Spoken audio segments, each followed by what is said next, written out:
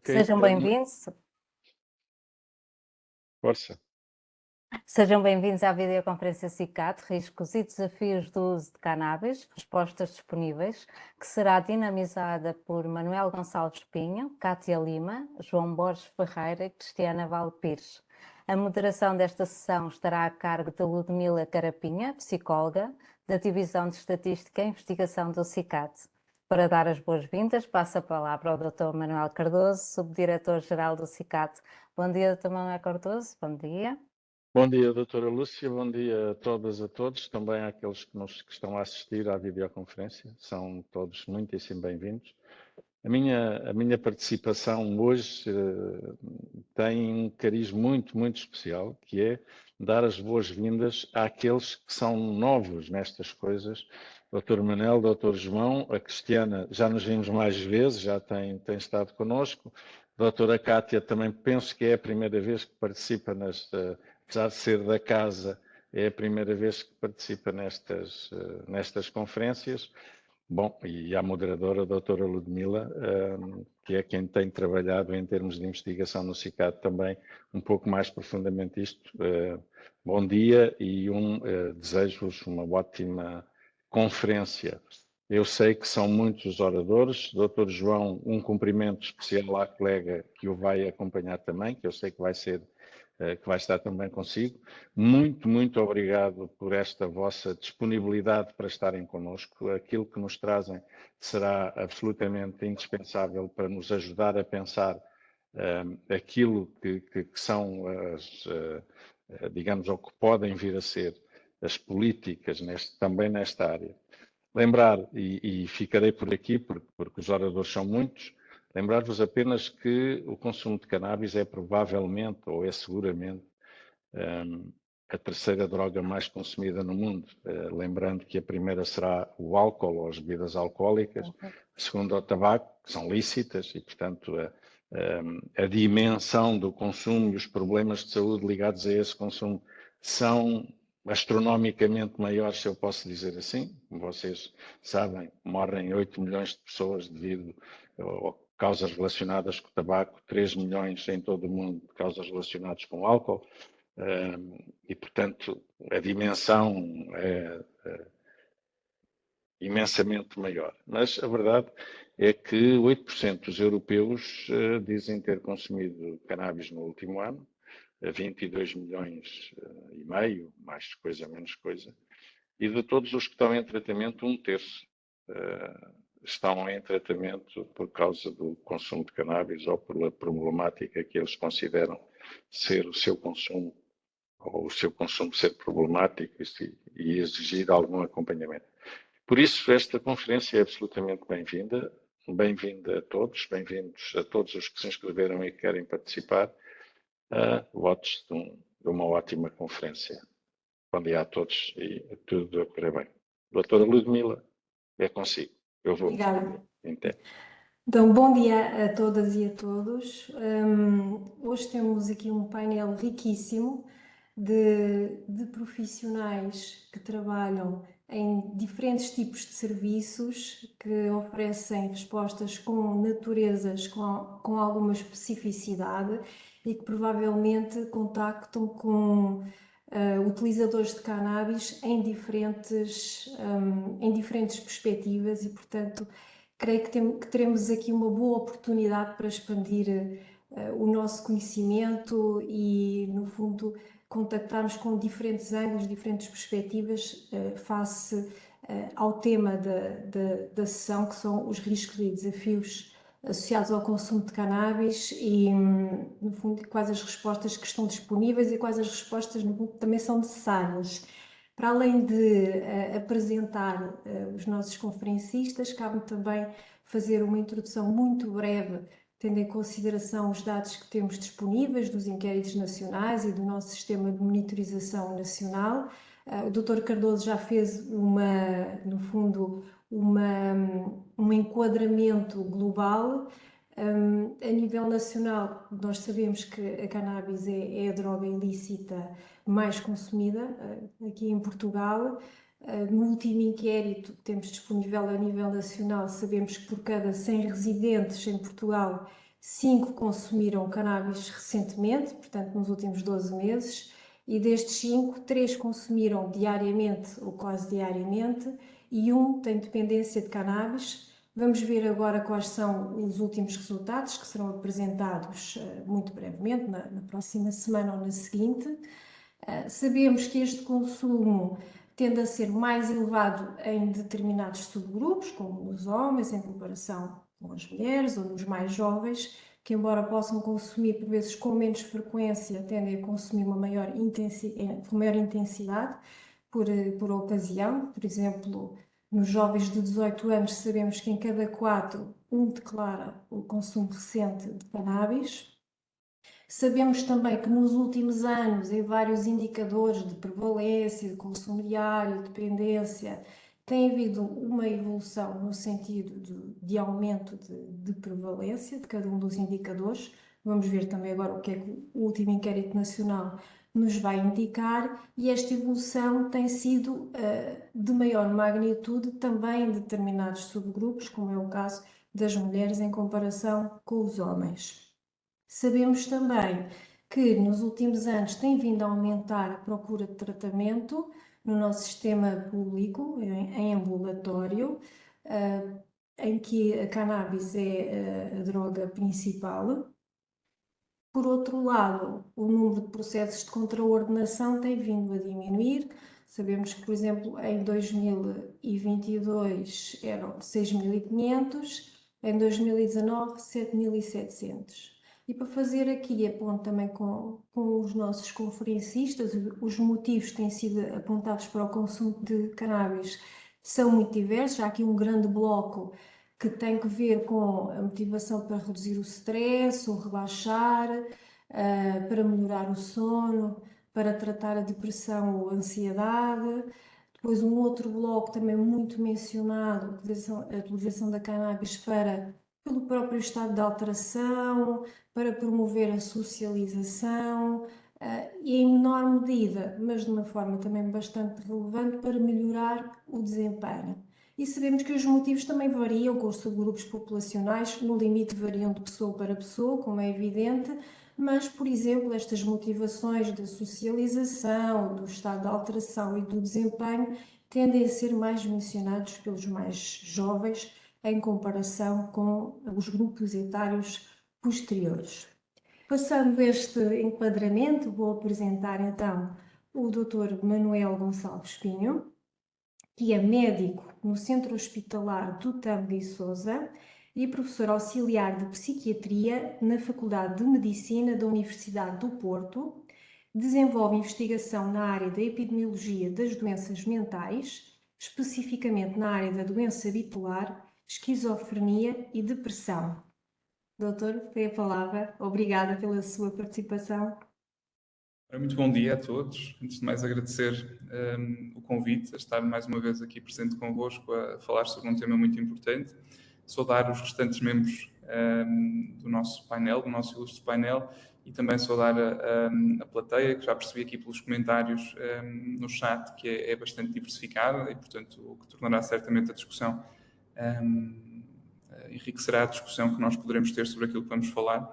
Portanto, eu vou-vos falar um bocadinho sobre alguns conceitos que nós concluímos cá em Portugal, alguma investigação epidemiológica que fizemos no âmbito do impacto do consumo de cannabis nos episódios psicóticos, e depois vou falar também um pouco sobre um dos temas que o Ludmila também falou, no fundo, esta questão da utilização da cannabis com uma perspectiva quase de tratamento de doença mental, não é? Que é algo que é um dos indicadores que muitas vezes os consumidores apontam para justificar o consumo.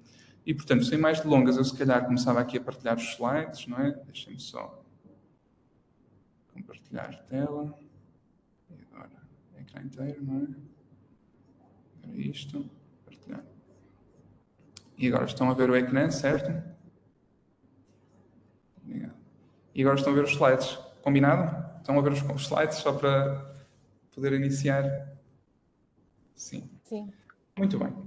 Então, antes de mais, agradeço também a ilustre apresentação. Portanto, eu tenho aqui as minhas afiliações. Se algum de vocês me quiser contactar, o meu e-mail é manuelpinho19@gmail.com. E, portanto, quando nós falamos da cannabis, eu costumo iniciar sempre estas sessões pela mesma frase. Nós, quando falamos da cannabis, falamos de uma planta. Não é? E é uma planta que, no fundo, acompanha não só o desenvolvimento da sociedade ao longo dos tempos, mas também acompanha a perspectiva social do seu consumo. E, portanto, é uma planta que naturalmente não é a mesma, nos momentos atuais, àquilo que foi o original e na perspectiva cultural em que terá surgido o consumo da cannabis. E eu começo sempre por esta frase, porque no fundo acaba por ser muito um dos argumentos que nós ouvimos da parte dos consumidores para legitimar o consumo, não é? Então, doutor, isto é uma planta, não é? Porque é que me há de fazer mal? E no fundo é um argumento que de alguma forma pode até, numa perspectiva se calhar um bocadinho mais simplista, justificar um bocadinho o consumo, quase como se fosse uma coisa natural, não é? Um produto da herbanária, um produto assim, um chá de camomila, mas que no fundo não é bem assim. E porquê que não é bem assim? Porque quando nós falamos da cannabis, no fundo é uma planta, é verdade, numa espécie, a cannabis sativa, que é aquela que é mais utilizada para a perspectiva do consumo, mas é uma planta que teve uma evolução estrondosa, e especificamente nos últimos 30 anos, em que os seus principais compostos, que estão aqui descritos neste slide, portanto o THC e o CBD, a sua composição na planta se alterou de uma forma muito significativa. E o que se tem verificado, e mesmo o CICAD até demonstra mesmo isso nos vários relatórios que vai fazendo, é que o teor em THC da cannabis que circula nas ruas, especificamente em Portugal, tem aumentado exponencialmente.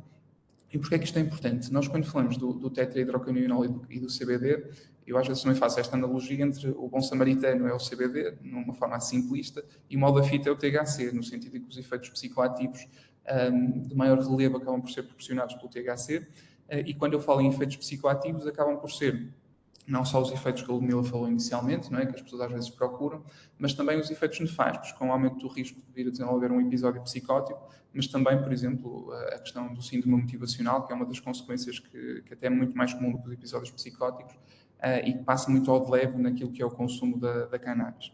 Nós, quando falamos então da cannabis, também estamos a falar de uma planta que tem imensos compostos, portanto, não estamos a falar só do THC e do CBD, portanto, cerca de 140, não é? E estamos a falar de uma substância que nunca nos podemos esquecer que, de acordo com a FDA, portanto, está aqui como no composto de tipologia 1, e isto significa que é um composto que, de facto, tem um potencial muito elevado de abuso, especificamente de abuso, e porventura também com um crescente padrão de dependência também do seu consumo. E entramos aqui depois noutro conceito, que é então o tipo de consumo, não é? Nós já vimos que, de facto, a cannabis, embora seja uma planta, é uma substância que tem alterado bastante, e, portanto, isso já não é um argumento que justifica a sua utilização. E quando falamos da cannabis, também temos que perceber o tipo de consumo que estamos a falar, porque, no fundo, é muito diferente abordarmos um doente ou um consumidor que utiliza a cannabis do ponto de vista recreativo, ou do ponto de vista terapêutico, ou até simplesmente num ponto de vista que já nem é terapêutico nem é recreativo, mas é patológico no sentido em que estamos a falar de um padrão de abuso ou de um padrão de dependência. E sempre que abordamos, seja um consumidor, um doente, no contexto clínico ou fora do contexto clínico, temos que adequar um bocadinho o discurso e a intervenção também ao tipo de consumo que o paciente ou que a pessoa apresenta, não é? Quando falamos da questão da utilização da cannabis, e esta questão não deixa de ser interessante a Ludmila ter falado logo no início, que no fundo as pessoas utilizam a cannabis muito como a perspectiva quase de ansiolítico, não é? Quase de alívio de ansiedade, uma substância que de alguma forma para os consumidores poderá propiciar algum tipo de sensação que é positiva, não é? E quando nós vamos ver a evidência, no fundo, e eu trouxe-vos aqui este artigo, que é no fundo uma revisão sistemática com meta-análise, portanto, um artigo que até é bastante recente, 2019, que foi publicado aqui na Lancet Psychiatry, e que, no fundo, eu acabo logo por desmistificar com a conclusão do estudo, é que não existe evidência, nem evidência de boa qualidade, que a utilização de canabinoides para o tratamento de doença mental ou de sintomatologia psicopatológica seja justificada neste momento. E reparem que nós estamos a falar de utilizar a cannabis às vezes para o alívio da ansiedade ou para o alívio das questões do sono, quando estamos a falar de sintomas e de doenças que já têm tratamentos aprovados e tratamentos que são muito eficazes e alternativas, muitas vezes que nem sequer cursam com tratamento farmacológico, mas com tratamento psicoterapêutico, e que de alguma forma não têm os riscos associados a um consumo da cannabis do ponto de vista recreativo, como é comum em Portugal. Nós, quando falamos então desta questão da utilização da cannabis, em Portugal, o nosso estudo, o tal estudo que a Ludmila falou, demonstrou que os episódios psicóticos têm aumentado. O nosso estudo foi até 2016, entre 2000 e 2016, e nós concluímos que os episódios psicóticos associados ao consumo de cannabis aumentaram cerca de 30 vezes. E, portanto, 30 vezes é um número até bastante significativo. Na altura em que o estudo foi publicado, é interessante porque nós em Portugal temos sempre aqui um delay naquilo que é evidência científica, e a única instituição que ficou interessada com o estudo foi o CICAD, não é? E por isso é que eu também tenho este apreço em falar convosco, mas no fundo eu recebi muito mais questões sobre os estudos da comunidade internacional do que propriamente da comunidade nacional, precisamente porque demonstrava aqui um crescimento muito significativo.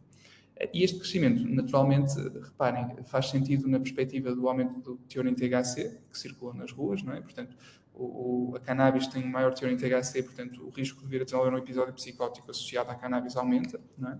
E é isso que parcialmente explica a questão do aumento dos episódios psicóticos, mas também a acessibilidade à substância. E quando nós falamos da cannabis, é sempre interessante nós, ainda para mais agora, debate-se muito a questão até da legalização do consumo, não é? E eu acho sempre interessante nós vermos a perspectiva do consumo da cannabis também da perspectiva social. E se calhar há uns 5 anos atrás nós estávamos a falar da cannabis de uma forma muito diferente do que estamos a falar agora. Tal como, por exemplo, do tabaco, não é? Nós agora, ainda para mais agora recentemente, não é? O tabaco tem sido, a perspectiva social do tabaco tem-se alterado bastante e por isso as políticas de saúde pública também se têm alterado, precisamente porque a perspectiva social também se tem alterado. Em relação à cannabis, parece que é o inverso. Não sei se também concordam com esta minha perspectiva, mas parece que é o inverso. Enquanto que no tabaco nós temos tido uma tendência para de facto, a percepção e a real consciência dos efeitos negativos, na cannabis tem acontecido o contrário, que é, no fundo, haver quase um atenuar daquilo que são os efeitos negativos e um aprimorar daquilo que são os potenciais efeitos positivos, que não estão descritos até no ponto de vista científico e terapêutico. E isto revela não só que é um assunto que não é só clínico, não é um assunto também económico. Nós não nos podemos esquecer que cannabis atualmente e até 2030 isto está estudado à volta de 60 bilhões de dólares, não é? Portanto, que vai movimentar em termos de indústria, seja farmacêutica, seja indústria de comércio da substância. E, portanto, este interesse não é só social, é um interesse económico e não podemos ser inocentes ao falar sobre a cannabis, sobre isso. Quando falamos da perspectiva da utilização da cannabis e da ansiedade, e que acaba por ser muitas vezes o papel inicial do consumo, as pessoas dizem, doutor, eu fumo meu chá antes de dormir porque fico menos ansioso e consigo dormir melhor, não é? E realmente o que está demonstrado para a cannabis é que os efeitos especificamente do CBD, que muitas vezes podem ter um efeito ansiolítico, são contrabalançados com o THC. E nós não nos podemos esquecer que as pessoas, quando consomem cannabis, raramente consomem cannabis, só cannabis. Misturam com o quê? Precisamente com tabaco. Não é? E nós às vezes esquecemos disto, que o consumo da cannabis raramente é um consumo puro da cannabis. É um consumo da cannabis que também vem associado com o consumo de tabaco. E este consumo do tabaco muitas vezes também explica os efeitos ansiolíticos que inicialmente a pessoa pode sentir durante o consumo da cannabis. Porque o que está descrito em termos científicos é que, em relação ao humor e ao estado de ansiedade, o que a cannabis faz é aumentar a predisposição basal do indivíduo. Ou seja, se nós temos um consumo que está a decorrer durante uma situação social em que de alguma forma é positiva para o sujeito, muitas vezes o que a cannabis faz é exacerbar esta sensação. O contrário também é verdade, que é quando a pessoa consome e de base já está mal, não é? Já está ansiosa, já está deprimida, a cannabis não vai ter propriamente um efeito terapêutico. O que está demonstrado é que há uma exacerbação do papel basal e da sensação basal que o sujeito tem. E, portanto, muitas vezes temos que desconstruir um bocadinho os efeitos que existem associados à cannabis para os consumidores. Em relação à depressão, portanto, também não existe, os estudos mais recentes também nos demonstram que não há propriamente um papel terapêutico da utilização da cannabis, portanto, tanto na perspectiva do canabidiol como também do THC, a utilização terapêutica da cannabis não tem evidência na depressão. E, mais uma vez, eu reforço sempre isto e repito isto várias vezes, nós estamos a falar de utilizações da cannabis para situações clínicas que já têm tratamentos aprovados e validados e que não têm efeitos adversos significativos e para os quais a utilização da cannabis não deixa de ser, o argumento da utilização da cannabis não deixa de ser muitas vezes um argumento camuflado, não é? Porque esta questão de dizer que a cannabis é utilizada para tratamento de doença mental muitas vezes vem legitimar não a cannabis para consumo terapêutico, mas sim para consumo recreativo.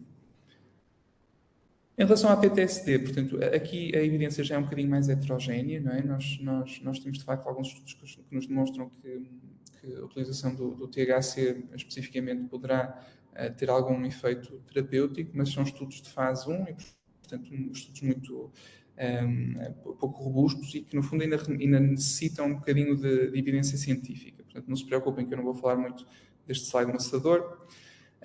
E, portanto, nós quando falamos especificamente desta questão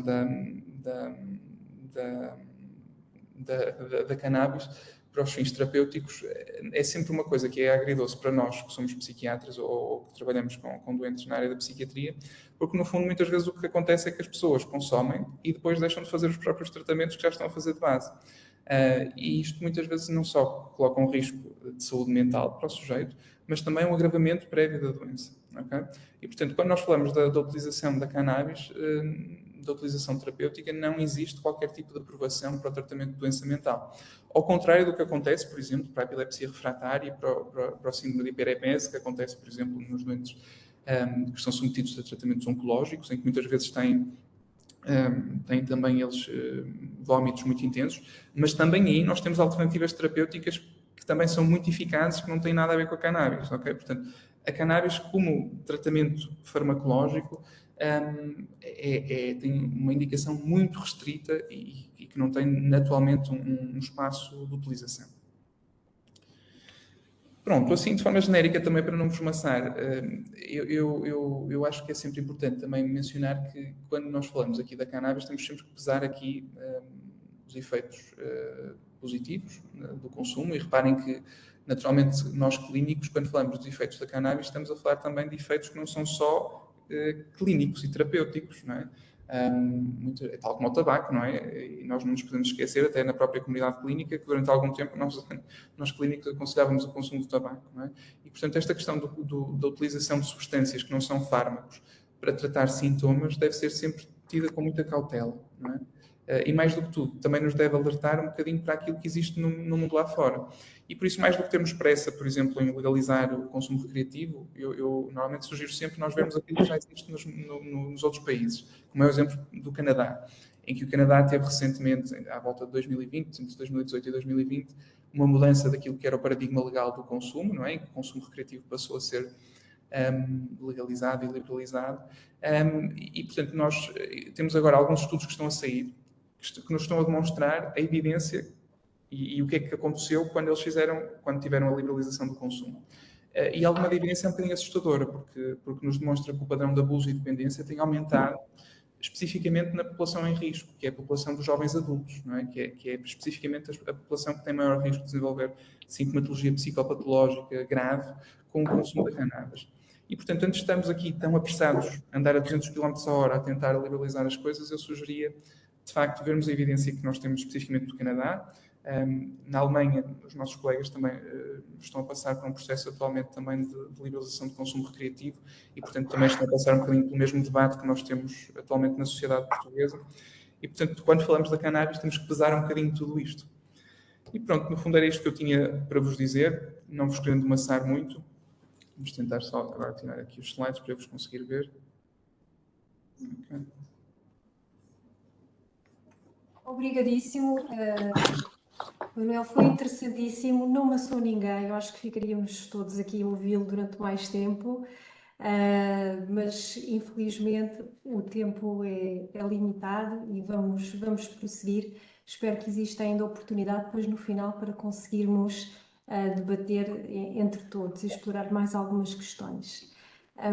Passo então a apresentar a doutora Cátia Lima, que é psicóloga clínica, a exercer funções na Comissão para a Dissuasão da Toxicodependência do Porto. Integrou estas comissões já desde 2001, na altura em Viana do Castelo. Está agora desde 2011 na CDT do Porto. mas ao longo do seu percurso profissional também trabalhou noutras valências na área do tratamento, das dependências, nos cuidados de saúde primários, nos cuidados de saúde hospitalares, portanto, uma experiência bastante diversa. Passo então a palavra. Obrigada. Bom dia a todos, obrigada Ludmila pela apresentação. Começo por agradecer o convite feito pelo CICAD, sendo que esta será uma oportunidade com certeza muito valiosa na partilha do trabalho que é realizado pelas comissões ao nível da dissuasão. Antes de mais também quero cumprimentar o público presente, os colegas de painel, colegas de CICAD, Ludmila, Lúcia e o Dr. Manuel Cardoso. Vou então tentar compartilhar aqui a minha tela.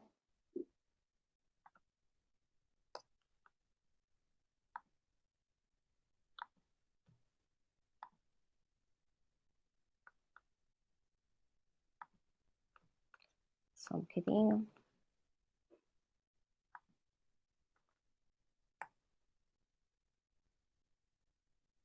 Ok, já está, certo? Estão a ver? Sim, sim. Sim, ok, perfeito.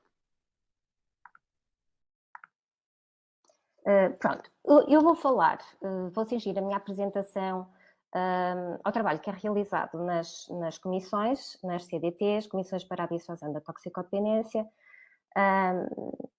e no seu processo de acompanhamento dos nossos utentes. Simpaticamente, doutora, a apresentação que me antecedeu foi muito útil para a continuidade da minha apresentação, porque falou agora numa parte muito mais final na questão também de uma eventual regulamentação do consumo de cannabis e dos perigos que daí podem decorrer. Eu não vou falar da lei, mas gostaria de fazer um pequeno enquadramento para aquelas pessoas que possam não estar tão ambientadas com a situação atual, legislativa. Portanto, a lei da descriminalização permitiu a conversão da qualificação jurídico-legal do consumo e da posse de substâncias para consumo, passando então uma conduta que se situava ao nível de crime, passou a ser uma contraordenação. Portanto, anteriormente, estas situações seriam dirigidas para o Tribunal, agora passaram para a alçada das CDTs, que são as Comissões para a Dissuasão da Toxicodependência.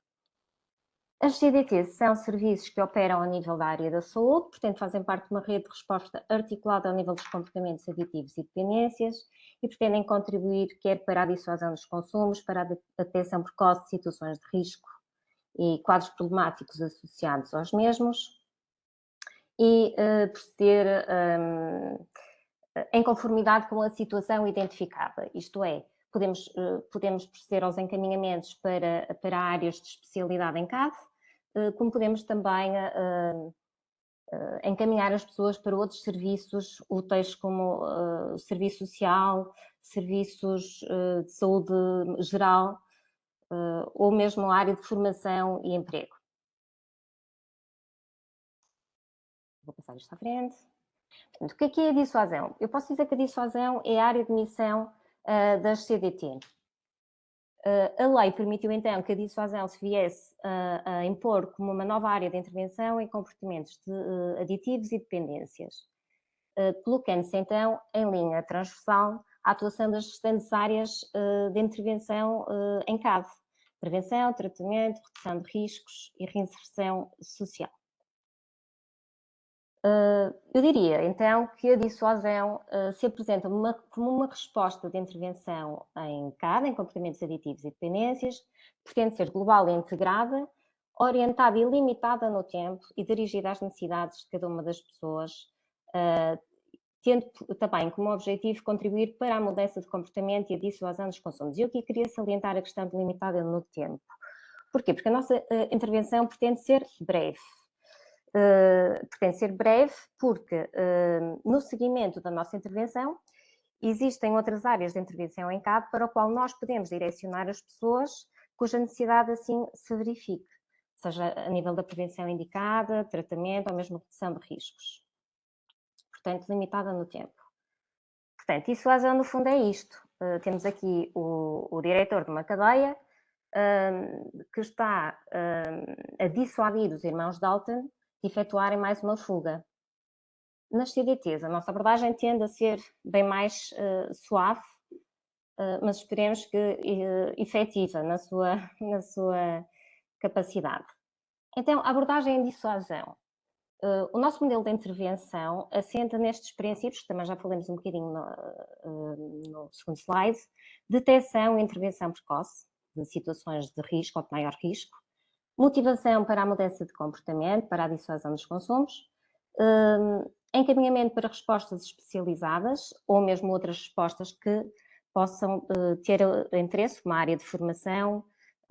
Alguns dos nossos utentes não estudam, não estão a trabalhar, portanto, é fundamental analisar estas valências também, estas fragilidades, para podermos contribuir para a estruturação total da pessoa, a organização. Portanto, para um processo de mudança temos que avaliar e intervir a vários níveis, e não só especificamente na área dos consumos, até porque se existirem fragilidades muito importantes no nível mais básico, no nível, por exemplo, financeiro, isto acarreta implicações importantes, nomeadamente no que respeita a debilidades emocionais, que pode colocar a pessoa numa situação de incapacidade para fazer uma mudança.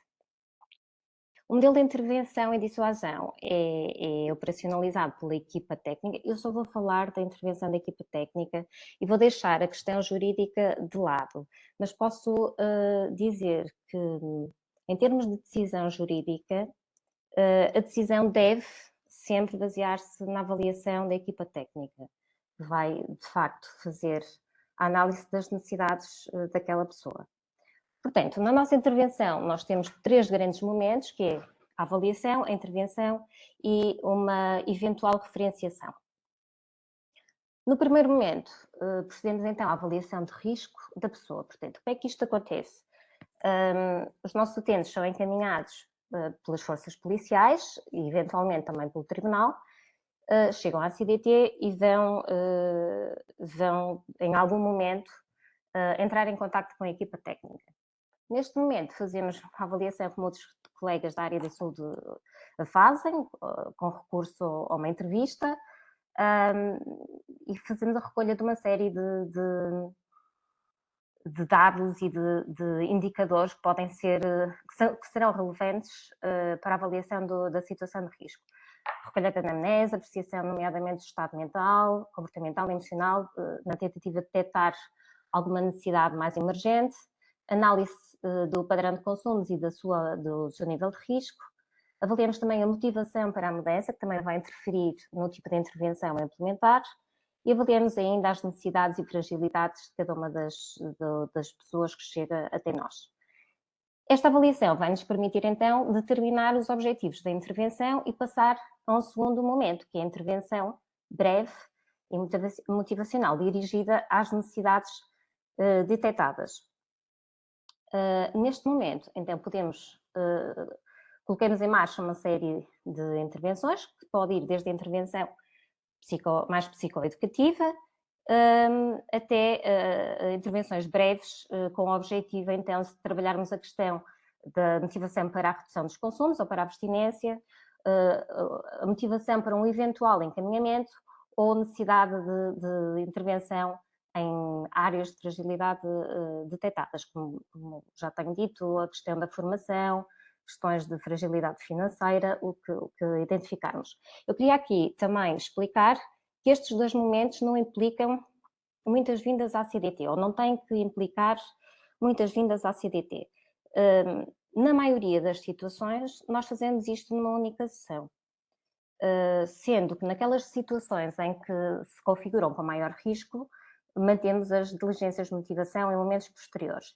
Isto porquê? Porque muitos dos nossos utentes são pessoas que estão, alguns deles, a maioria, estão integrados. Estão a trabalhar ou estão a estudar, e nós não queremos de maneira nenhuma interferir na estabilidade da vida deles. Portanto, mantemos as nossas diligências, muitas vezes até posteriormente à distância, para nos impedirmos de interferir ao nível que pode não ser estruturante para a pessoa no seu cotidiano. Passado e também, por exemplo, temos muitas situações de fragilidade financeira. Muitas pessoas têm dificuldade em fazer uma viagem, por exemplo, de Amarante ou mesmo de Passos Ferreira até ao Porto.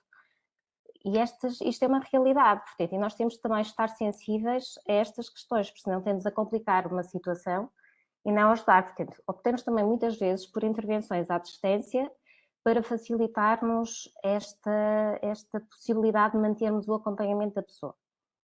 E um terceiro momento, que é o momento da referenciação e follow-up. Portanto, detectada a necessidade de mais trabalho e de intervenção a outro nível, procedemos então à articulação com as estruturas de referência, de intervenção em CAD ou de outras estruturas de importância social, por exemplo, e procedemos ao encaminhamento. Fazemos também a monitorização do processo de mudança, no qual nós pretendemos validar a adesão ao acompanhamento e acompanhar o processo de mudança e de acompanhamento da pessoa. Não queremos de maneira alguma estar a fazer o papel de polícia neste trabalho e não é essa a nossa intenção. Pretendemos contribuir para a efetiva adesão ao processo de mudança e não como agentes policiais. Aliás, a maioria dos nossos utentes não tem sequer obrigatoriedade em acompanhamento. E isto é uma situação que deve ser de imediato esclarecida junto deles. A escolha deles deve ser livre e consentida, nunca com uma imposição. E as comissões não podem nem devem funcionar dessa maneira. Portanto, é um trabalho de parceria e funciona. E funciona bem quando eles sentem este acompanhar. Então, este processo de follow-up vai nos permitir, muitas vezes, quando eles ou se esquecem de uma consulta, ou estão com uma dificuldade porque não tiveram dinheiro para ir a uma consulta. Portanto, continuem o processo, porque vamos estar atentos e vamos remarcar consulta, vamos manter diligências de motivação durante este processo, que vão permitir, então, a continuidade do encaminhamento. Relação entre as estratégias de intervenção e os níveis de risco.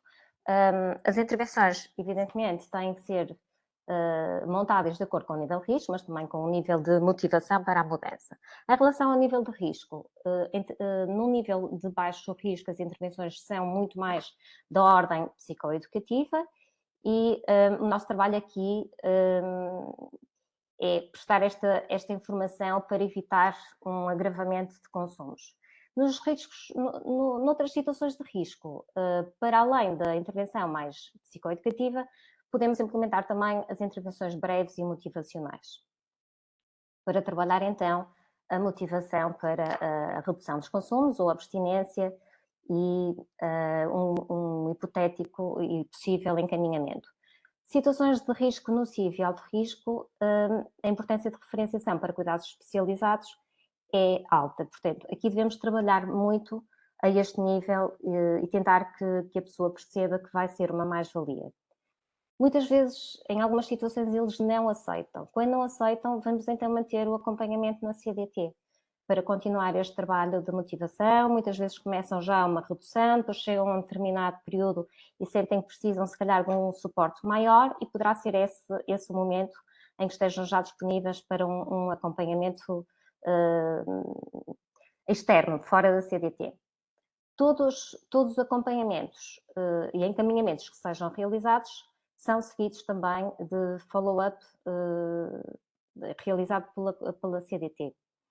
As situações de alto risco são as únicas situações em que a pessoa tem, digamos, uma obrigatoriedade de tratamento. Nas outras situações não há essa obrigatoriedade, eles vão por vontade. Aqui esperemos que também seja por vontade e que percebam a importância, o nosso trabalho nesse sentido. E também podem recusar. quando eles recusam, optamos, portanto, aqui há uma medida sancionatória nestas situações, e nestas situações o que nós vamos fazer, na maior parte das vezes, optamos então por uma medida de apresentação na CDT, onde fazemos e mantemos as nossas diligências de intervenção, de motivação, para uma possível adesão futura ao tratamento. Grupos prioritários de intervenção na CDT: jovens com menos de 18 anos, consumidores de risco nocivo e consumidores de alto risco. Nestas situações, pretendemos sempre que mantenham o acompanhamento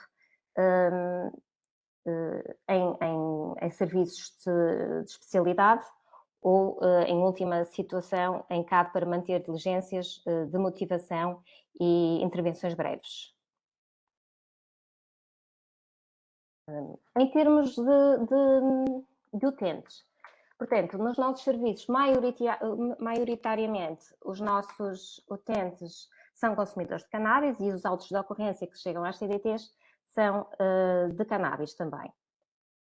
São jovens, portanto, quase 50% têm menos de 25 anos, e aqui até aos 30 anos vemos que temos mais de 65%, portanto, são mesmo jovens maioritariamente.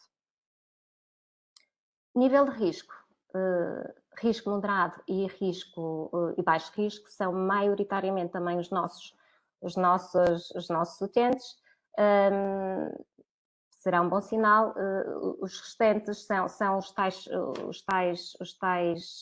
a tal fasquia de pessoas em que temos de trabalhar muito a questão do encaminhamento. Em termos só para termos uma noção, em termos de respostas, isto são dados do ano 2022, do ano passado. Para termos uma noção em termos de resposta, maioritariamente as nossas respostas são a nível de consumos, mas também existem outras respostas para serviços não relacionados com comportamentos aditivos. Confesso que nesta questão, julgo que faltam aqui, por lapso, poderão existir alguns registros que poderão não ser feitos porque respostas para serviços fora da intervenção em CAD julgo que serão mais altos, mas tem a ver com erros, penso eu, de registro. Pronto, e era isto que eu tinha para apresentar. Peço desculpa de ter sido de uma forma muito rápida. Queria também, então, só acrescentar que durante o período das nossas intervenções breves e psicoeducacionais que nós fazemos todo aquele trabalho de desmistificação ao nível do consumo de cannabis e que o Dr. Manuel Gonçalves falou também e que sim, a nossa intervenção nesse ponto tem que ir nesse sentido, desmistificar e estarmos preparados para desmontar o discurso que eles trazem, nomeadamente quando nos trazem a preocupação, mas eu fico relaxado, consegui desmontar esta questão e outras que eles trazem. E é isto, obrigada. Muito obrigada, doutora Cátia, que ilustrou muito bem toda a especialização técnica da atuação das CDTs e todo o cuidado também que têm com as pessoas que se deslocam a este serviço. Passo então a palavra ao doutor João Borges Ferreira, vou fazer apenas uma breve introdução biográfica. O doutor é médico assistente hospitalar de psiquiatria do Centro Hospitalar Universitário de São João, onde faz a consulta de dependências. É também assistente convidado da Faculdade de Medicina da Universidade do Porto, no Departamento de Neurociências Clínicas e Saúde Mental, correspondente à Unidade Curricular de Psiquiatria Prática Clínica, e também do Departamento de Farmacologia e Terapêutica, correspondente à Unidade Curricular de Terapêutica Médica. É doutorando no Programa Doutoral de Neurociências da Faculdade de Medicina da Universidade do Porto e veio acompanhado também pela doutora Alexandra de Sousa Elias. Olá, bem-vinda, médica interna de psiquiatria, que depois que nos vem falar de uma resposta específica e, portanto, não vou alongar mais. Muito obrigada pela vossa participação, uma boa apresentação. Muito obrigado, doutora Ludmila. Muito bom dia a todos. Eu, antes de mais, gostaria de agradecer o convite ao CICAD. Estamos muito felizes por estar cá convosco a partilhar este painel, sem dúvida muito interessante. Queria cumprimentar os colegas, tantos colegas do painel e a todos os participantes. É mesmo um gosto grande estar aqui convosco. Portanto, nós vamos partilhar a nossa experiência de resposta relativamente aos consumidores de cannabis a nível hospitalar. Portanto, eu vou fazer a parte introdutória, falar um bocadinho do tema tentando não vos maçar, e depois a doutora Alexandra falará de um programa específico que nós temos, psicoterapêutico para estes doentes. Vou compartilhar então a minha tela, que eu julgo que agora conseguem ver. Sim, sim. Obrigado. Portanto, vamos então fazer esta apresentação sobre a nossa resposta aqui no hospital. E não querendo, obviamente, repetir-me aquilo que já foi dito e também não termos muito tempo, de facto, a cannabis tem sido um desafio muito grande para nós clínicos, porque é a substância de facto ilícita que apresenta uma maior taxa de consumo a nível mundial. Estas taxas têm aumentado substancialmente, principalmente nos jovens. Isto traz-nos muitos desafios na prática clínica. Portanto, todos os riscos psicossociais e doença mental e física que nós vemos todos os dias no nosso serviço tem-nos de facto preocupado muito. Então nós, com as condições que temos tentado dar a melhor resposta possível, é isso que eu vos venho cá trazer. Existem inúmeras barreiras ao tratamento, como o Manuel Gonçalves Pinho tinha falado, portanto as questões não só estruturais dos serviços de apoio, dos recursos humanos, financeiros, mas claro, aquilo que nós nos debatemos na consulta são de facto crenças sociais e pessoais dos doentes que não reconhecem a necessidade de tratamento, muita ambivalência ou baixa motivação para mudar, há sempre aquela ideia de que é uma droga leve ou de que é natural e, portanto, é muito difícil modificar-se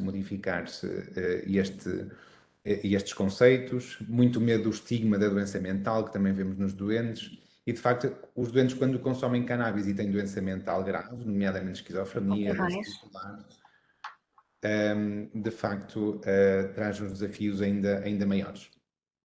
Portanto, aquilo que é importante fazermos, de facto, é articularmos entre todas as diversas estruturas, quer a nível social e de saúde, falo do sistema escolar, do sistema judicial, as estruturas de saúde, nós próprios, entre nós, articularmos o melhor possível, aumentar a literacia acerca dos malefícios do consumo. Portanto, há aqui uma série de objetivos que seria importante nós pensarmos.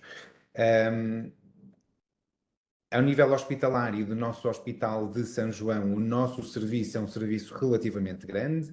Temos aqui o nosso organigrama, nós focamos-nos aqui na consulta externa, na área da psiquiatria em consulta diferenciada e na consulta de toxicodependências também mais ligada a doentes com doença mental associada e consumo de substâncias.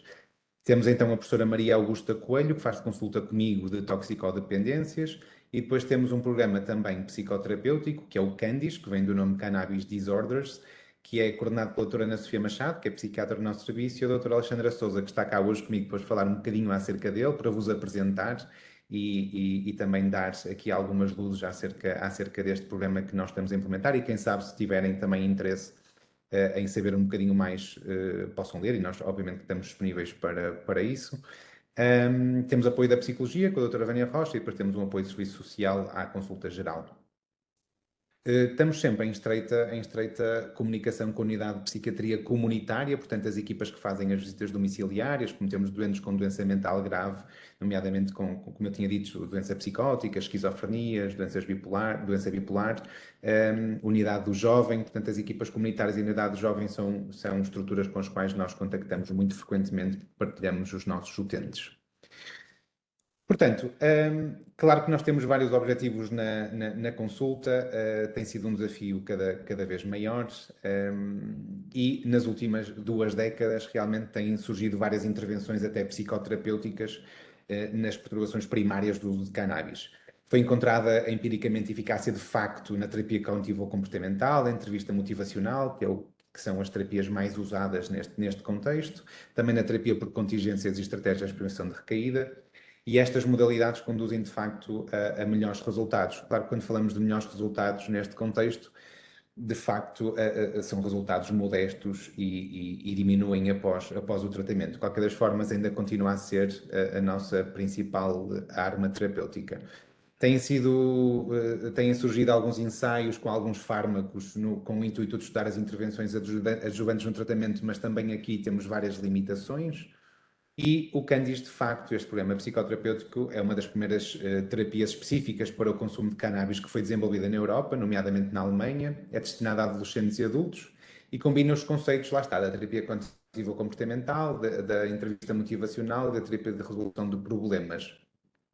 Este programa foi implementado no nosso hospital em 2021 e a doutora Alexandra vai então falar sobre ele. Antes de lhe passar a palavra, dizer-vos só que, de facto, nós estamos empenhados em desenvolver as respostas existentes no nosso hospital para estes doentes. A articulação para nós é fundamental entre serviços e equipas multidisciplinares, mesmo das equipas de tratamento da DICAD, ao nível dos serviços hospitalares também e comunitários. Estamos abertos, obviamente, a um diálogo sempre que vocês pretendam ou sempre que precisem da nossa ajuda dentro das nossas possibilidades. E temos também a ideia de apoiar e conduzir estudos científicos na área das dependências. Temos agora uma máquina nova no nosso serviço de estimulação magnética transcraniana, que tem tido alguma evidência no consumo de substâncias e, portanto, é um dos caminhos que nós queremos explorar cá no hospital. Não demorando, vou então passar a palavra à doutora Alexandra, que vos vai falar acerca do Candis. Obrigado. Olá, bom dia a todos, obrigada pela apresentação. E vamos então aqui explorar um bocadinho mais aquilo que tem sido a implementação deste programa no nosso serviço. Este programa é um programa que foi criado por uma equipa de investigação em cannabis de Munique, na Alemanha, coordenada pela professora Eva Ock, que é uma psicóloga. Com base em programas de intervenção nas perturbações do uso de cannabis que já estavam a ser utilizados e estratégias. Naquelas estratégias que estavam a ser mais suportadas pela literatura, a professora Eva e os colegas desenvolveram então este Candis Curriculum.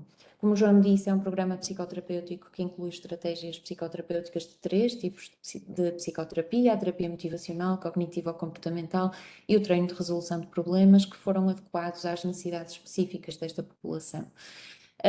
Ele destina-se ao tratamento de adolescentes com mais de 16 anos e adultos com o diagnóstico de uma perturbação do uso de cannabis, portanto, que têm uma perturbação do uso de cannabis e para os quais a cannabis é a principal substância consumida. Ele deve ser implementado sempre que possível por um profissional de saúde que tenha experiência na área das adições, sendo que este profissional poderá ser um médico, um psicólogo, um assistente social. Cabe ao profissional, claro, identificar a necessidade de eventual orientação para estruturas, por exemplo, médicas e o diagnóstico de outras perturbações mentais comórbidas.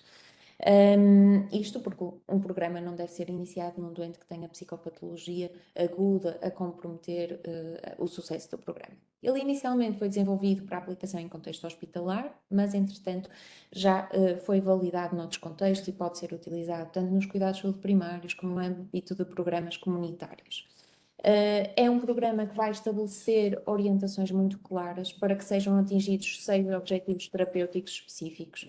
O participante deve reconhecer os seus problemas associados ao consumo de cannabis, aceitar a terapia e participar regularmente na mesma, optar pela abstinência como o objetivo do seu tratamento, eventualmente cessar o consumo de cannabis, manter a abstinência utilizando estratégias de prevenção de recaída, aprender a resolver eficazmente os seus problemas e, não recorrendo, claro, a consumo de cannabis. Ora, como vos disse, este é um programa que é baseado na evidência. A publicação do programa foi precedida por 2 estudos que decorreram de 2004 a 2009. O primeiro estudo foi um RCT que avaliou a eficácia do programa em 2 versões, uma padronizada e uma standardizada e uma personalizada, e comparou-as com um grupo de controle. Os resultados foram muito positivos. No final do tratamento, 50% dos participantes estavam abstinentes, isto com base em medidas de autorreporte, mas também medidas objetivas de pesquisa da substância na urina, e 30% tinha reduzido o consumo. Verificaram-se também melhorias quanto à gravidade da dependência e à presença de sintomas psicopatológicos, bem como uma diminuição do número de dias com incapacidade. Estes efeitos eram mantidos aos 3 e aos 6 meses, após o final da terapia, em avaliações de rotina. Tanto tanto o programa na versão padronizada como standardizada foram sobreponíveis, sem diferenças significativas entre os dois, tá bem? O segundo estudo foi um estudo multicêntrico e este já tinha o objetivo de transferir o programa e avaliar a sua eficácia nas condições de tratamento habituais. Os resultados foram muito sobreponíveis aos do primeiro estudo. De referir que em ambos os estudos aquilo que se viu foi que o programa era bem aceito tanto pelo terapeuta como pelos doentes, pelos participantes, digo. Alguns estudos comparativos, entretanto, posteriormente publicados e meta-análises que incluem o Candice 1 e 2, os dois estudos, também contribuíram para corroborar a eficácia deste programa. Ora, e como vos disse, ele foi inicialmente desenvolvido na Alemanha, mas entretanto já há várias versões adaptadas e traduzidas para diferentes países, entre os quais uma tradução e adaptação portuguesa, que é da autoria da doutora Ana Sofia Machado, que é assistente hospitalar de psiquiatria no nosso Centro Hospitalar de São João e é investigadora na área das psicoses por cannabis. Eu participei no desenvolvimento desta adaptação portuguesa ao longo dos anos anteriores, sendo que ela já foi publicada e encontra-se disponível no site da OGREV para ser adquirida. Ela foi publicada no ano passado. O que é que podemos contar com este manual? Neste manual temos uma introdução inicial para terapeutas e depois uma segunda parte do programa em que temos as sessões propriamente ditas. Existe uma terceira parte em que vamos encontrar todo o material que é necessário para a implementação do programa. Na introdução para terapeutas podemos encontrar todas as informações teóricas acerca do programa, das técnicas psicoterapêuticas nele incluídas, acerca da cannabis, da perturbação do uso de cannabis. Esta parte vai ter ainda informação e os métodos que vão guiar a avaliação inicial dos participantes e a abordagem dos desafios que depois podem surgir ao longo do curso da terapia. Ora, esta é a estrutura de uma sessão habitual do programa Candice.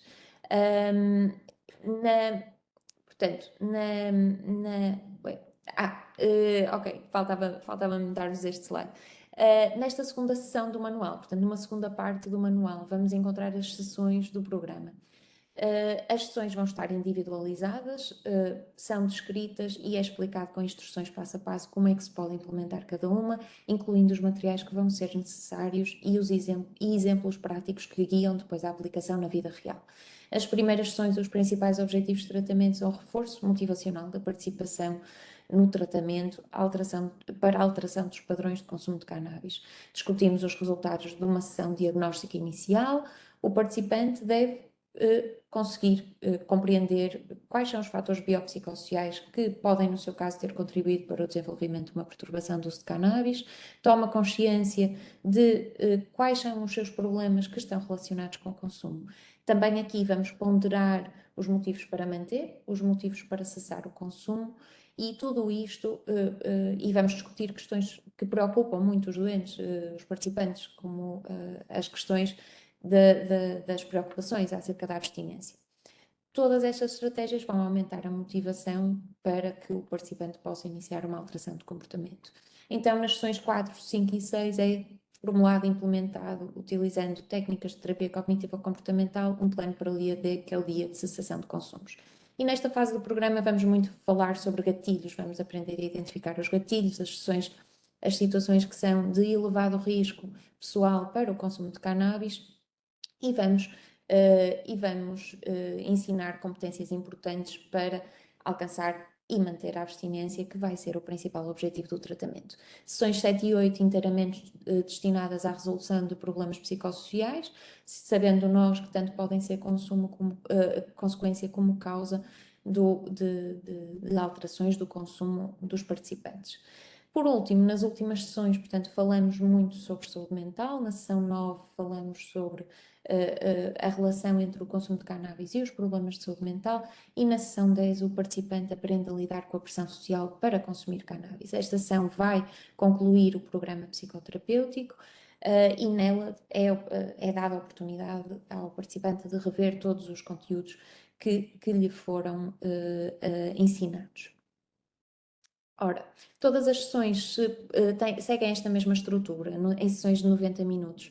O programa estende-se de 8 a 12 semanas As sessões podem ser flexibilizadas e o cronograma do programa pode ser flexibilizado em função do participante que temos à nossa frente, com os objetivos iniciais e metas de aprendizagem direcionadas nesse sentido.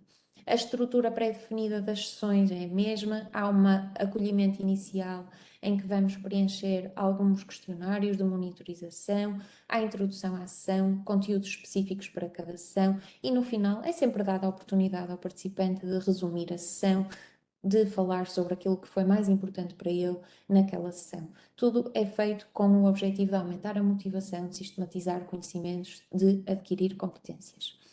Ora, nós já tivemos a oportunidade de implementar, antes ainda da participação da publicação portuguesa, da versão portuguesa, já tivemos a oportunidade de implementar um grupo piloto. Foi um grupo muito... Portanto, embora o Candice seja formulado para aplicação individual, ele já foi há estudos a decorrer com o Candice para aplicação em grupos terapêuticos, psicoterapêuticos, e embora ele seja validado inicialmente e aqueles estudos iniciais sejam para pessoas que têm unicamente perturbação do uso de cannabis, também está a ser utilizado em pessoas que têm doença mental comórbida, nomeadamente perturbações psicóticas.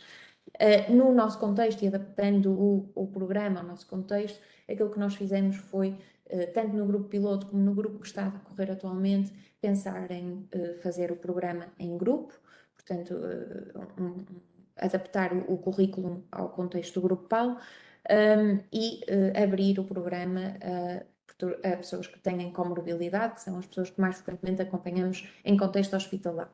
O grupo piloto foi um grupo em que principalmente nós tivemos a oportunidade de perceber até o papel do grupo neste contexto e foi benéfico, muito benéfico nesse sentido. E atualmente está a decorrer um grupo que se iniciou em maio, mas continua em fase de recrutamento, porque temos tido algumas dificuldades de adesão, tendo em conta que a nossa população, os participantes no grupo neste momento são maioritariamente doentes com comorbilidade psicótica e trazem-nos dificuldades acrescidas no acompanhamento, na assiduidade às sessões. Claro que não significa que por ser difícil seja menos importante, é até, se me permitem, mais importante nós acompanharmos deste ponto de vista estes doentes. Neste momento o grupo está a concluir, doutora, desculpe estar a interrompê-la, porque já passou o tempo, está quase a concluir mesmo. Eu concluo com esta frase. Portanto, nós estamos a desenvolver o grupo, claro que ele está a decorrer em contextos diferentes dos quais foi inicialmente validado e aqueles resultados muito positivos são para um grupo diferente daquele que estamos a acompanhar. No entanto, estamos a tentar monitorizar estes doentes que estamos a acompanhar psicoterapeuticamente e monitorizamos tanto com ferramentas de autorreporte como do ponto de vista objetivo, com pesquisas na urina de cannabis. E neste momento isto resume assim, as respostas que temos dado a este tipo de doente e a esta população específica da nossa consulta. E muito obrigada a todos pela vossa atenção, desculpem pelo prolongamento, com licença. Muito bem, doutor João, doutora Alexandra, foi muito interessante, ficámos aqui com uma noção das respostas hospitalares, do desafio que é esta consulta, deste programa, que eu creio que gerou muito interesse pelo feedback que estamos a ter aqui no chat e certamente que muitas pessoas, a colega colocou aqui inclusivamente um link de acesso a um trabalho, certamente que terão muitos contactos a propósito deste programa. Muito obrigada. Vou passar então a palavra à nossa última oradora, última, mas a primeira, não interessa a ordem, a doutora Cristiana Valpires, que é licenciada em Psicologia e também mestre e doutorada em Antropologia.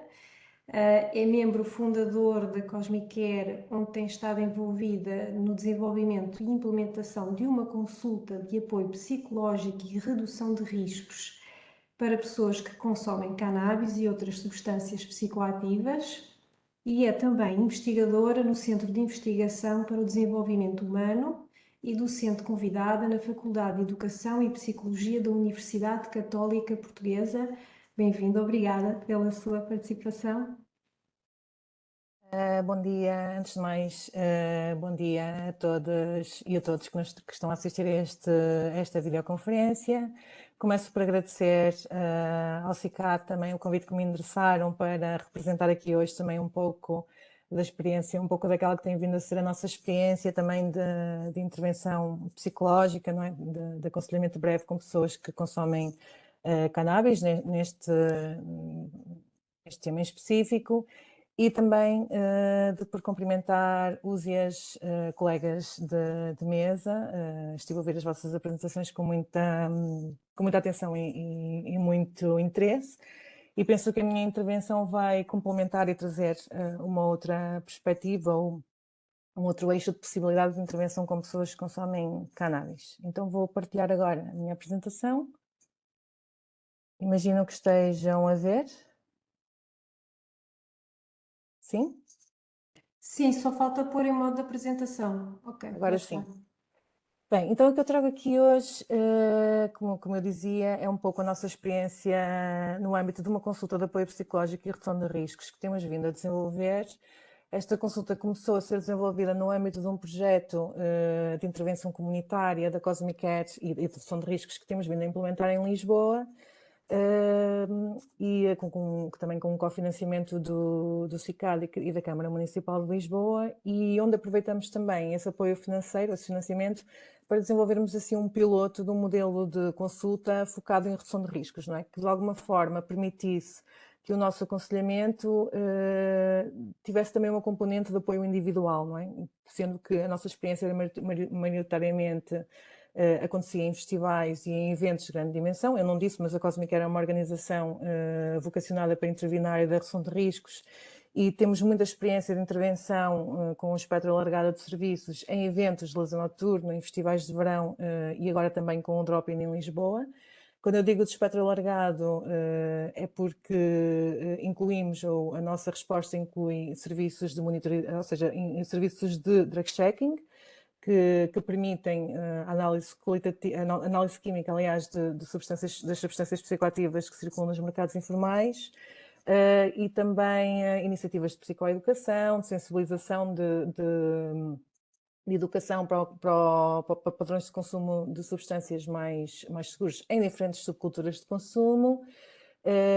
Também o desenvolvimento de abordagens responsivas ao género, que é algo onde temos vindo a focar bastante a nossa atenção, e também o desenvolvimento e implementação de modelos de cuidado, não é? Muito informados pela redução de riscos, que procuram então responder aos riscos e consequências negativas associados aos consumos lúdicos, sociais, digamos, menos problemáticos, ou que não são ainda, ou que ainda não estão no plano do que se considera classicamente como consumo problemático para pessoas que consomem drogas. Então, a maior parte destas questões já foi dita por colegas nas apresentações anteriores, mas o que é que eu queria sublinhar aqui? Que da nossa experiência, a cannabis é uma substância psicoativa cujo consumo é bastante transversal, ou seja, ela não está associada a determinados subgrupos da comunidade, não é? Ela surge e nem a determinadas subculturas de consumo, digamos que é transversal, acompanha muitas vezes nos padrões de policonsumo, que são os padrões, digamos, principais, não é? A maior parte das pessoas com quem trabalhamos consome várias substâncias em momentos diferentes, e uma delas costuma ser a cannabis. E é também um consumo que está normalizado, digamos que tem vindo a ganhar maior aceitação social, e que tem muito a ver com o que os colegas diziam antes. Aqui também trabalhamos com pessoas que têm consumos mais esporádicos, experimentais ou mais regulares e continuados, ou seja, há pessoas que nos contactam que tiveram uma experiência de cannabis que foi particularmente difícil em termos emocionais, ou seja, uma crise psicológica na sequência de um consumo de cannabis, e não são necessariamente pessoas que consomem frequentemente. Temos outras que consomem há vários anos e que nos procuram também para informação ou para apoio à gestão dos consumos. Depois aqui em termos de motivação, colegas também já falaram sobre isto anteriormente, não é? Há várias motivações para o consumo, a mesma pessoa apresenta várias motivações para diferentes tipos de consumo. A cannabis é também uma substância transversal porque acontece em contexto, ou seja, nós verificamos consumos sociais de cannabis, ou seja, pessoas que consomem cannabis em contextos de socialização, em grupo, com outras pessoas, mas também em privado, não é? Nos seus contextos privados, a solo e muito integrado no seu estilo de vida, não é? Por isso é uma substância que, quando comparada com outras substâncias de uso mais social, digamos assim, tem esta particularidade ou tem esta característica de muitas pessoas a usarem também, digamos, inserida no seu estilo de vida cotidiano. Aqui também importa dizer, porque vimos da redução de riscos, porque somos uma entidade que promove um serviço de drug checking, que quando falamos de cannabis e de riscos associados ao seu consumo, temos também de falar da oscilação dos mercados informais de cannabis. Os últimos anos, este mercado sofreu grandes alterações. Por um lado, colegas antes falavam desta cannabis com maior percentagem de THC, não é? Super potente, ou seja, com maior potência, mas também tem vindo a aparecer produtos que são quase o oposto, não é? Que são com pouca percentagem de THC, ou os produtos CBD, ou até alguns produtos que têm vindo a surgir borrifados com canabinoides sintéticos ou com canabinoides semi-sintéticos até mais recentemente. E todas estas questões levantam também riscos, não é? Porque, de alguma forma, há uma variedade maior de produtos que circulam nos mercados informais e também alguns deles, sem sabermos muito bem quais são os riscos a longo prazo, e alguns deles também resultando ou agravando o potencial de dano, digamos assim, da cannabis. Verificamos também tendências, alteração nas tendências de consumo de cannabis. Isto tem a ver, obviamente, com o que colegas falavam antes, né, das alterações nas discussões públicas e na percepção pública sobre a cannabis, não é? Esta discussão toda em torno do uso medicinal, também de produtos da cannabis com interesse em termos de wellness ou de bem-estar. Então, todas estas questões contribuem aqui para a alteração nas tendências de consumo e entre as pessoas que consomem substâncias.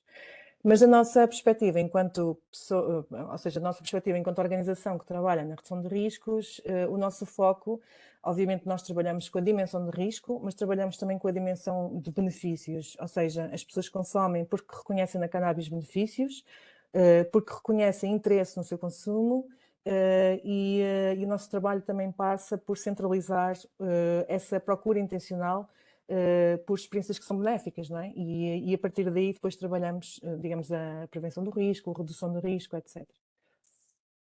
Bem, no âmbito deste projeto, do projeto Cosmicare que eu falava no início, que temos em Lisboa, que começou em abril de 2019, mais para o fim de 2019, nós criamos esta consulta de apoio psicológico e redução de riscos. Esta consulta inicialmente foi pensada, nós temos experiência em implementar serviços de psycare ou de apoio à crise psicológica que acontece na sequência ou no âmbito da frequência de festivais ou eventos de lazer noturno, não é? De grande dimensão. Então nós primeiro pensamos como um espaço de integração pós-crise psicológica, onde as pessoas pudessem vir integrar-se. Entretanto, quando lançamos esta consulta, mais para o fim de 2019, começamos a receber vários tipos de pedido, não é? E naturalmente expandimos a própria identidade de serviço e o próprio âmbito o seu âmbito. Este é um serviço que que foi criado como tendencialmente gratuito. Eu digo tendencialmente porque nós somos muito poucas, temos muito poucas horas, a maior parte das consultas que nós damos são pro bono, da nossa parte, ou seja, porque o financiamento que nós temos é muito limitado e por esse motivo temos vindo também a pensar como é que nós podemos transformar ou como é que nós podemos criar um modelo de consulta que seja tendencialmente gratuito para quem não a possa pagar, mas que possa ser pago, digamos assim, por quem tenha condições.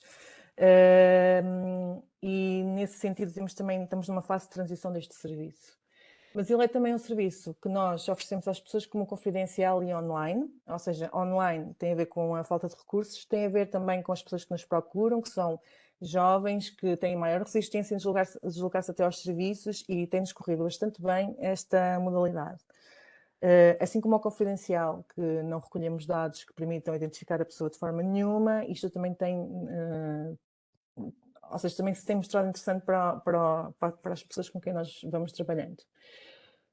A equipa é pequenina, ou seja, é uma psicóloga e 2 psiquiatras a tempo muito parcial, mesmo muito parcial, somos poucas e tentamos dar o nosso melhor com as poucas horas semanais que nós temos para dedicar a este serviço. E o nosso modelo é, como a Kátia falava antes, segue também aqui alguns dos princípios que a Kátia explicou antes, não é? do aconselhamento breve.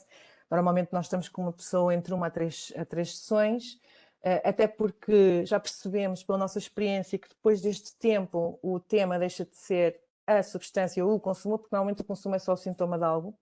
E normalmente o que acontece aqui é ou damos seguimento à psicoterapia ou ao apoio psicológico com a pessoa no seu tema de vida, digamos assim, ou encaminhamos para outro serviço. Seguimos também os princípios de entrevista motivacional, abordagem cognitiva e da redução de riscos. E normalmente enquadramos o tema da consulta no âmbito do estilo de vida, ou seja, como é que o consumo de drogas se insere no estilo de vida, como é que é um dia típico de consumo, uma sessão de consumo típica, para perceber o padrão de consumo, ou seja, qual é que é o padrão de consumo daquela pessoa, qual é que é também a percepção de riscos, benefícios, motivações para o consumo e as próprias crenças que a pessoa tem associadas ao consumo, sendo que aqui as crenças não são só as que motivam ao consumo, mas também as que penalizam emocionalmente a pessoa, não é? Há muito estigma internalizado, há muitas pessoas para quem o próprio consumo surge como algo que debilita a sua identidade e a sua percepção de si, digamos assim. Então também este tipo de crenças são importantes para nós. Depois, é um modelo de consulta que é focado na pessoa, ou seja, person-centered, traduzindo do inglês, ou seja, usando a expressão inglesa, ou seja, nós não estamos tanto preocupadas com a substância em si, ou o nosso foco não é a substância, é a pessoa, ou seja, é a pessoa e o lugar que a substância tem no seu estilo de vida, que papel é que cumpre para si, porque é que a pessoa veio à consulta, o que é que quer mudar, o que é que a preocupa, ou seja, colocar a tónica do problemático na pessoa, não é? É a pessoa que nos vai dizer o que é problemático para si, e isto é fundamental para nós.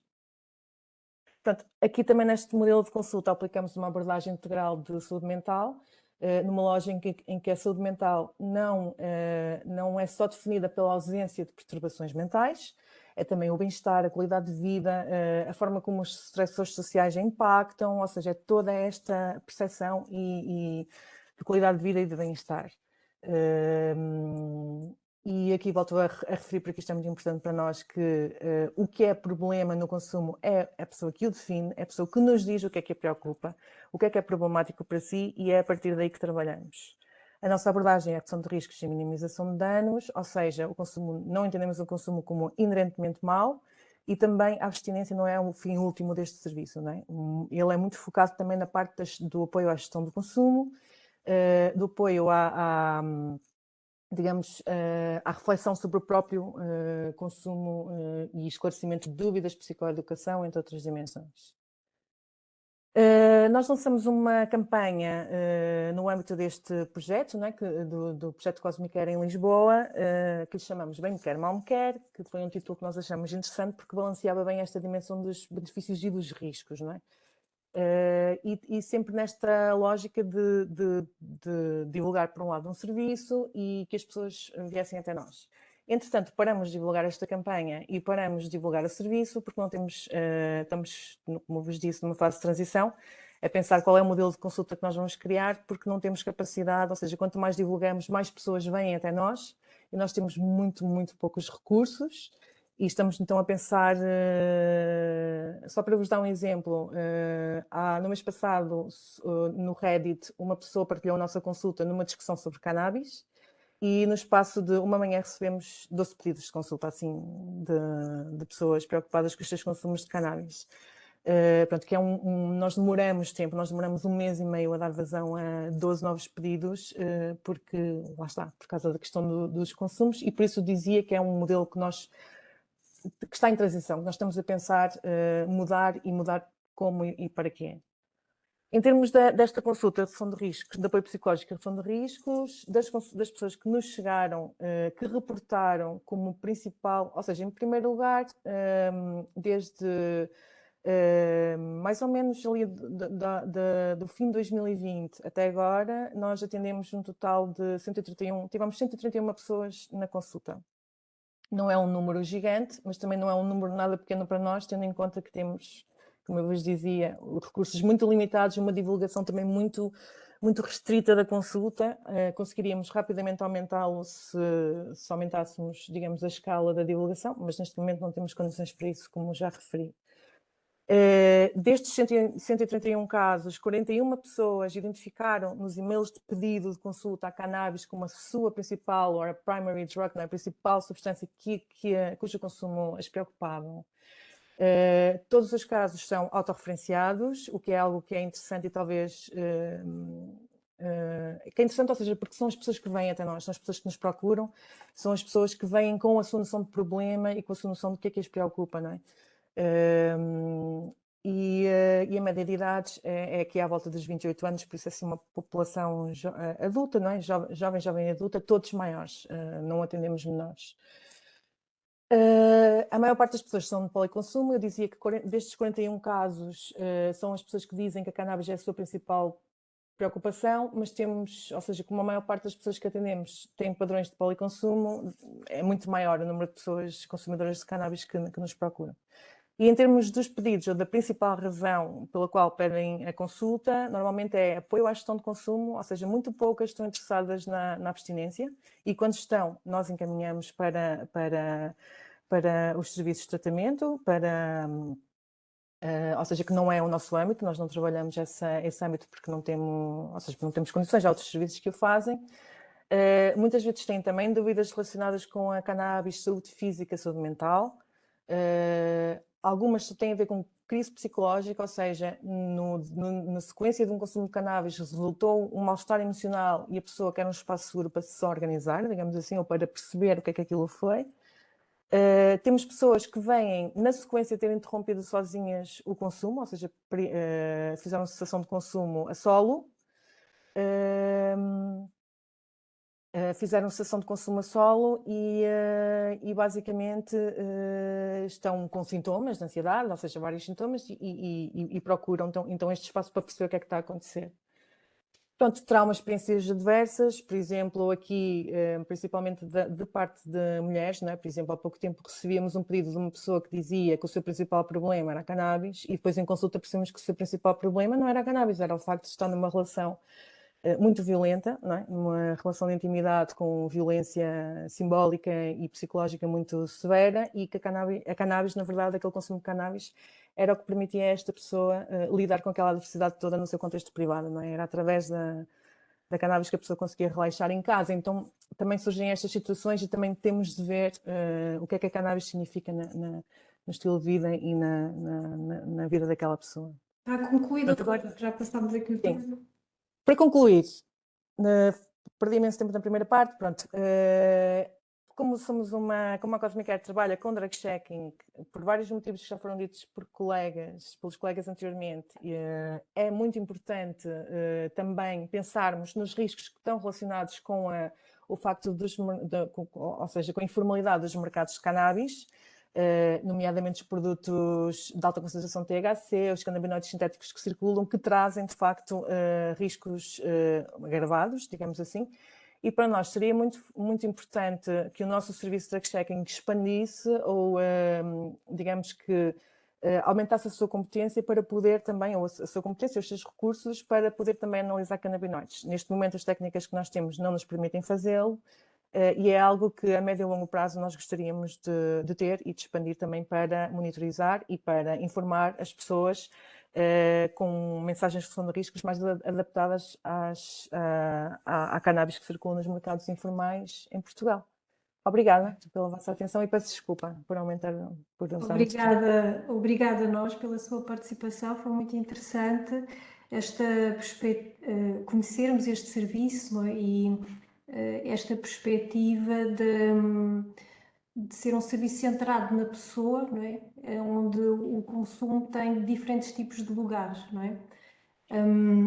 Ao longo das vossas apresentações foram sendo colocadas algumas questões, eu fui verificando que vocês foram tendo o cuidado de responder à maior parte delas no chat.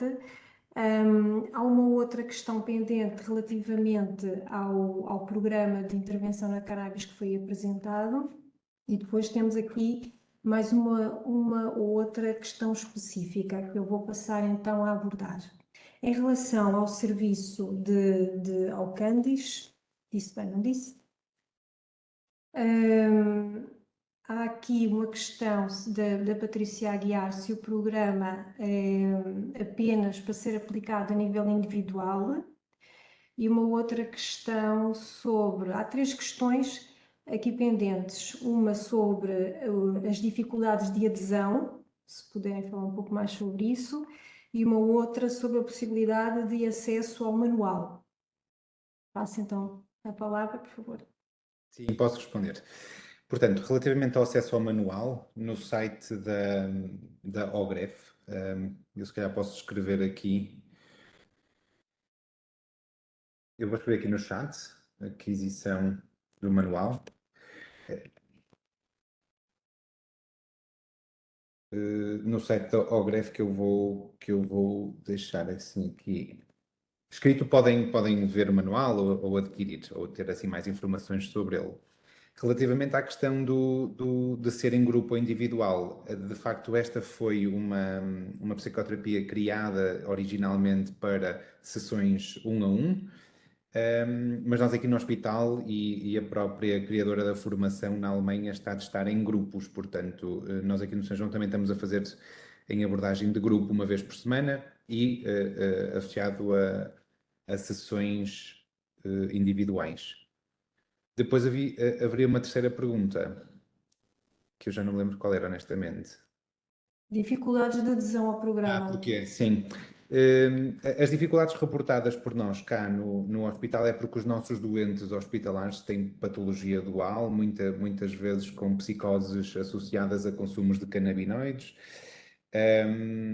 que têm por si só, por falta de insight, ou seja, falta de crítica, têm alguma dificuldade em estar motivados para virem a sessões, portanto, para se organizarem e virem a sessões semanais e individuais connosco. Portanto, temos essa dificuldade pelo perfil de doente específico em que nós atuamos mais.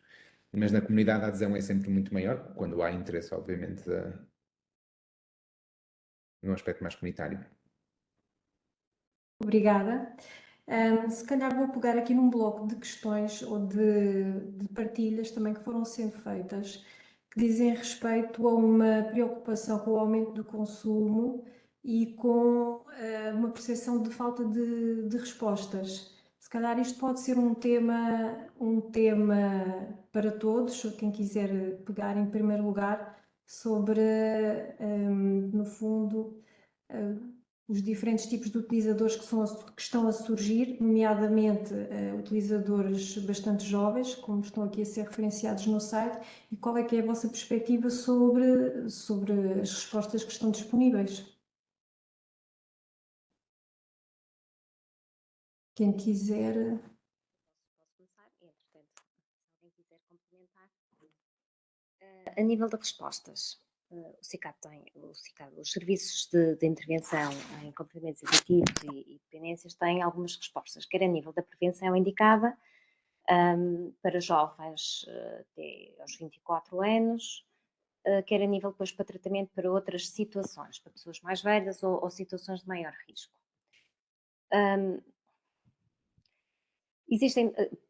Existem também outras opções e conhecemos agora também a oferta deste programa e deste Departamento de Psiquiatria do Hospital de São João, portanto é uma mais-valia tomarmos cada vez mais conhecimento destas possibilidades. A Cosmic Care também tem desenvolvido um trabalho magnífico ao nível da redução de riscos e a junção de todas estas valências acaba por ser muito importante. Eu julgo que aqui na questão do encaminhamento, mais do que um serviço, porque existe, e o acesso à prevenção indicada e às consultas é muito fácil de fazer, é só mesmo estabelecer um contacto e qualquer pessoa tem acesso.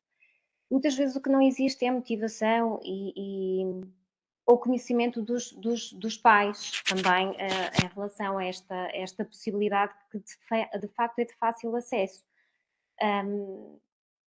Podem procurar junto dos contactos, escrevendo CRIs, CRI, que são os Centros de Resposta Integrada, vão aparecer vão aparecer os vários contactos a nível do país. Julgo que no CICAD também esta informação está divulgada. O que eu sinto é que precisamos de mais intervenção e mais a nível da prevenção, não só a este nível da prevenção indicada, mas de prevenção do momento muito precoce das pessoas e das famílias. Existe uma carga de dificuldades emocionais e de fragilidade emocional imensa, existem questões financeiras que perturbam e desestruturam completamente as pessoas e uma família, e todas estas questões devem ser consideradas, porque ninguém faz milagres, ninguém vai conseguir chegar ao bem-estar da pessoa se não conseguirmos uma intervenção que seja integrativa e global ao nível das várias áreas. Portanto, pensarmos a este nível também, cada vez mais com os nossos projetos, e existem alguns, mas o investimento também do governo pode vir também nesta direção. Deveria vir também, se calhar, um bocadinho mais na possibilidade de podermos ter programas de intervenção primária, de prevenção, a nível de prevenção, de uma forma muito mais global e não só dirigidas às questões de consumos, porque aqui já estamos só ao nível da prevenção indicada e deveríamos começar antes, não é? Porque as pessoas estejam mais estáveis. Quanto ao acesso das consultas, eu volto a dizer que se calhar tentem buscar no site do CICAD ou escrever diretamente CRI, que vão aparecer contactos e o acesso é muito, muito, muito rápido. Obrigada, Cátia. Só dizer que, entretanto, a Lúcia colocou aqui no chat o link para o site do CICAD, onde podem ter essa informação das estruturas existentes.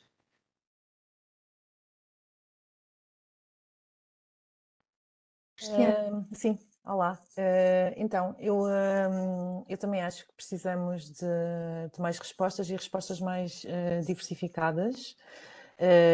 Eu penso que as respostas a nível da cannabis têm estado mais centradas em programas de abstinência.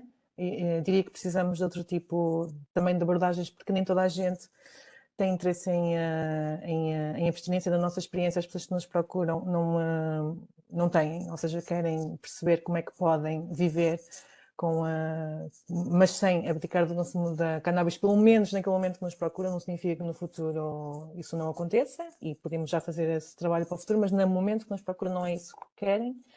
E também diria que é importante trabalhar ao nível da questão de riscos, eventualmente para pessoas menores. Nós na Cosmicare, não sei se referi, mas nós não trabalhamos com pessoas menores, não trabalhamos, ou seja, porque isso implica uma adaptação das nossas mensagens, da nossa comunicação. Isso implicaria um novo projeto, não é? É um projeto diferente.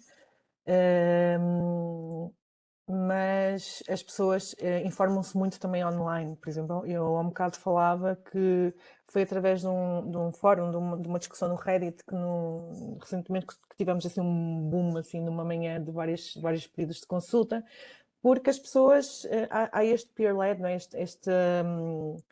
Esta partilha de informação entre pares, não é? E que às vezes as pessoas aprendem a consumir entre pares e procuram também informação entre pares. Então cá há um potencial também, digamos, nesses espaços de socialização juvenil, não é? para informar sobre cannabis.